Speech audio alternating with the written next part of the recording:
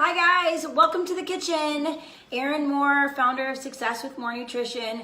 Just got back from the gym and actually went to the gym and worked out, which is rare because I usually use it as a space for free childcare-ish for a couple of hours because they'll watch my kids, so it's awesome. But a friend actually got me to go and do one of my favorite classes, so it was a fun time. But so today I wanted to come to you guys and do some grilled steak fajitas, and it's gonna marinate for a few hours. So since I just popped home, I wanna get this going. It'll marinate, and then later when it's closer to dinner, I just need to cook it up. What's great about this is because it's something that's marinating, all that good stuff, it's perfect for you could make tons of this. You could double, triple, quadruple it and put it into individual baggies and freeze it. And then you just pull out all throughout the month, in the next few months, a bag and let it, thaw out in your fridge and cook it that day or the next day. And voila, you've got this variety and it's already cooked and perfect in your freezer. Today, I am gonna end up cooking it, so I'm gonna let it marinate. So, first things first is this one's actually going to be steak fajitas with a flank steak. You could do it with skirt steak. You could do it with chicken, shrimp, whatever. Today, I'm going to do it with the flank steak. So it's already cut into slices so that we can grill it easy. And then we're going to go ahead and in a mixing bowl, we're going to combine some oil. So I love to use grapeseed oils, but you could use olive oil, canola oil, any of that kind of good stuff. If you want to add in jalapenos, it's going to be on the recipe sheet. If you want the full recipe, just write recipe in the comments. I'll get that to you. But I personally like to use just some jarred jalapenos. Because I don't use them a ton, and I can also just have it already in slices. Super convenient, right? Moms, we want to be convenient. All of us want to be convenient, right? The recipe calls for it to be minced jalapenos. I like to keep them in full pieces because I don't want to eat them, but I don't mind a little bit of flavoring from them. So we'll put those in, and then we've got, for our low FODMAP, gluten-free, like all my recipes, we have the ancho chili powder, pepper, which is totally good to go for that. If you don't have ancho chili pepper and you're not low FODMAP, just go ahead and use regular chili pepper. That'll be just fine. I'm gonna go ahead and add a little bit of this here. And then we've got some cumin. Cumin I love, so I usually do a little extra, especially with our Mexican dishes. And then some paprika. And it's not a big deal. As you can see, I'm just kind of sorting it out, making a little bit of a mess. Like if you're somebody who thinks it's got to be like a perfect amount, it doesn't, but it's going to be basically like 1 or 2 teaspoons of each. And I have it on the recipe, what it'll be. Then we've got some salt. I'm probably not going to have as much salt in here as the recipe calls for, because if we want salt, we just kind of tend to add it to it. And I don't want to add too much pepper because then my son will be like, it's too spicy, and he won't eat it. Anybody else out there have a picky eater kid? Love to see it in the comments. Love, or let me know. So then I have a couple of limes here. I usually would do 3. I ended up using 1 for another recipe and then forgot. So, but then just squeezing that out. I like to kind of use a fork to kind of help really get those juices to squeeze on out. So if that's, helpful, I find it to be a little trick my dad taught me. So we're going to go ahead and we're going to squeeze these limes in here.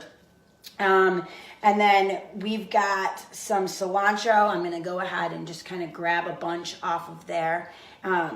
Just full on leaves, but I wanted to give you guys a tip about the cilantro too. So I was getting frustrated because I love cilantro. It's my favorite thing. It's one of my top 3 favorite smells. I mean, I love cilantro, but every time I'd get it for a recipe, I'd only need a little bit, or, even if I used a lot, there'd still be a lot left and it was always going bad and it was driving me crazy.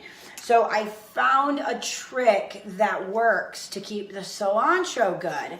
So I'll have to show you, but I keep it in just a regular old kitchen cup filled with a little bit of water. And then you just put a plastic bag over the cilantro and kind of over the cup. It doesn't have to be like fully closed or anything like that. But I love it because then it stays. I mean, stays for weeks upon weeks. It's awesome. So then the next time I want to use some cilantro, it's there and ready to go instead of me having to go get another bundle where I'm only going to use a little bit and then it's going to go bad. So almost done with the limes. I probably should have done some of this a little ahead of time just to save you guys some time, but we won't be too much longer. So squeezing the limes in here, and then I think I've got all the spices. So yeah, so then we're just mixing this up, and then we're gonna really kind of just add everything to a bag, and we're gonna let it sit. So I've got my marinade now all mixed up, ready to go, voila. And then I just take regular old gallon-sized freezer bag kind of things, and we'll add this steak into here. Nice little strips we got going on here. And then if you don't want to mix the peppers in the same bag, you could take out about 3 tablespoons of the marinade and just kind of leave it to the side and marinate that separately. I'm just gonna go ahead and put it all in the bag. Sometimes when I'm freezing it, I'll do that just because sometimes I want the peppers to be fresh, so I'll marinate, freeze it. But either way, I've done it all ways and all seems to work.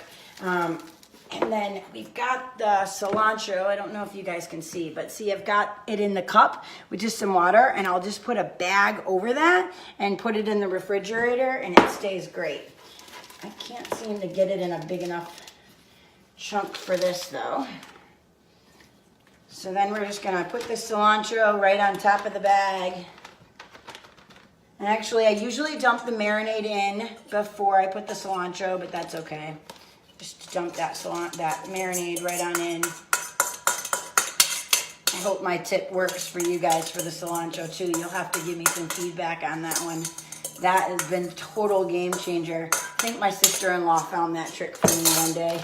We probably all together for a holiday or something, and I was like, the cilantro, it's always going bad. And she like, well, let's Google search it. So then you literally just kind of do this. You could do this throughout the day while it's marinating, or again, you can freeze it. You can let it sit for hours, days on end, make it the night before, cook it the next day. There's so many awesome options when we're putting things in a little freezer bags to where you could have tons and tons of these already in the fridge, ready to cook. If you're somebody who's just gotta have the food extra fresh and cooked that day. I personally like to cook it all in bulk and then freeze it so that when I pull it out of the freezer, it's done and all I have to do is warm it up and eat it. So, but I'll be back after we marinate this for a while. I may or may not still be in my workout clothes. We'll see. And we'll go from there and we'll cook up some grilled steak fajitas. It is cold here, so totally gonna George Foreman it up and not on the grill outside, but you could do it both ways. So see you guys in just a few seconds, but hours for me. Hey guys, so we are back. For you, it's been seconds. For me, it's been hours. All that I have done before I got ready to chat with you guys is I took that bag out of the fridge and then I just separated it out to the vegetables and the steak. So I'm actually going to use the George Foreman. As mentioned, it's not time for us to be cooking out on the grill yet. No problem. Have the George Foreman and away we go. So all I'm doing then is we're going to grill these up.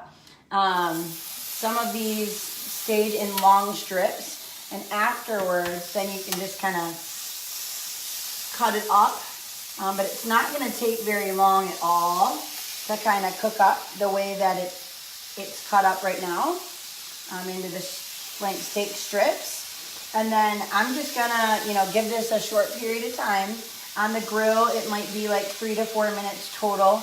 On here it may be even quicker. It's going to probably take me a couple of batches just to kind of cook it all through. But then I'm going to pop the vegetables on the exact same way. and then we're gonna have our finished product. So I'll be back here shortly. I'm just gonna give this a few minutes to cook up. All right, guys, so just want to show you what we have going on here. So our first batch of chicken I took out, I just cut the big pieces in half down the middle and in half again down the side to get some nice little strips of steak, all right, for our fajitas. And then I still have a second batch of vegetables that'll still go in.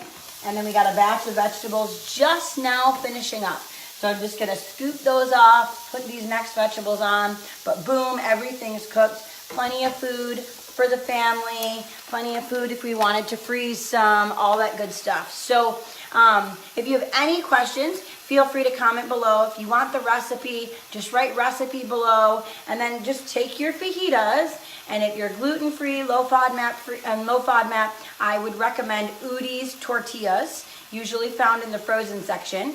If you're gluten-free, you got much more options if you're not low FODMAP.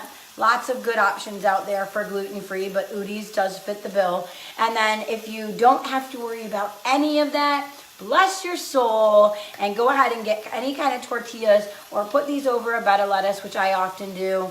And then I gotta say, even though you'll get this after the fact, tonight Michigan's playing, and I hope when this video goes live or airs, Michigan's still playing. But go blue! And guys, keep healthy simple. Bye-bye.